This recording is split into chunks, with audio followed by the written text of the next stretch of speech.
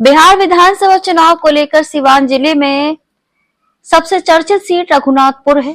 रघुनाथपुर की विधानसभा सीट चर्चा में इसलिए है क्योंकि यहां से सीवान के पूर्व सांसद मोहम्मद शहाबुद्दीन के बेटे ओसामा शहाब चुनाव लड़ रहे हैं।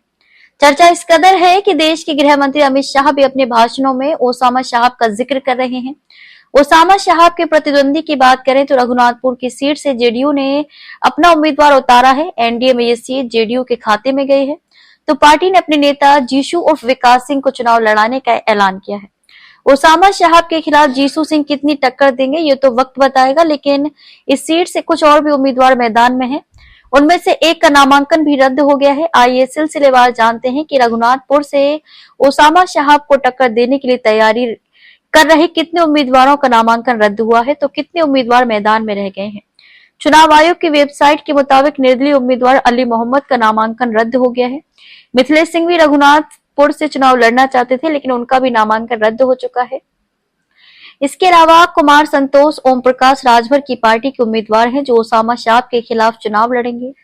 आपको बता दें कि ओम प्रकाश राजभर के तौर पर उत्तर प्रदेश के एक इलाके में प्रभावी है। अनीता सिंह भी चुनाव लड़ रही हैं। अनीता सिंह निर्दलीय उम्मीदवार हैं। वे पहले जनसुराज के लिए प्रचार कर रही थी, लेकिन टिकट नहीं मिलने पर उन्होंने बगावती रुख अपनाते हुए निर्दलीय चुनाव लड़ने का फैसला लिया है। प्रशांत किशोर की पार्टी जनसुराज के उम्मीदवार की बात करें तो राहुल कृति सिंह है।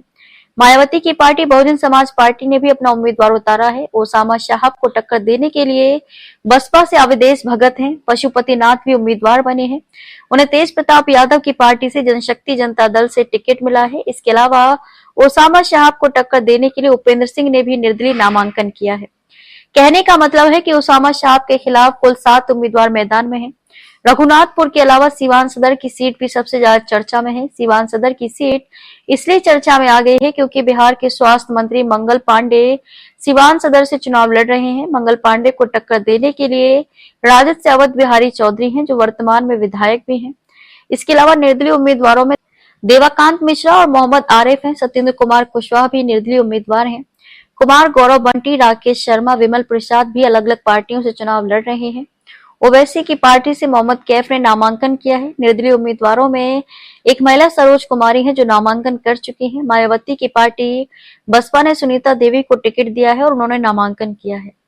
इसके अलावा विनोद श्रीवास्तव और सुशील कुमार निर्दलीय चुनाव लड़ रहे हैं। प्रशांत किशोर की पार्टी जनसुराज ने इंतखाब अहमद को टिकट दिया है। इसके अलावा एक उम्मीदवार सुनील कुमार का नामांकन रद्द हो चुका है। बहरहाल ये तो हुई सीवान सदर की बात। अब अगली कड़ी में हम आपको सीवान के 2 अन्य विधानसभा सीटों के बारे में बताएंगे। आप कमेंट बॉक्स में ये लिखकर हमें बताइए कि आप किस विधानसभा के उम्मीदवारों की सूची जानना चाहते हैं। हमारे बीज गुरु चैनल को सब्सक्राइब भी कीजिए।